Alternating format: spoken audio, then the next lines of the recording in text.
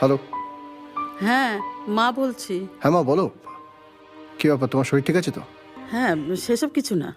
বৌমা সেজেগুজে কোথায় যেন গেল।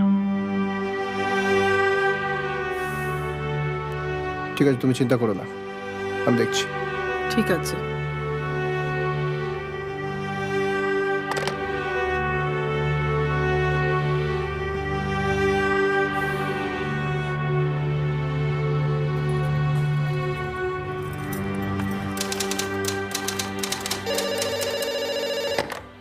হ্যালো।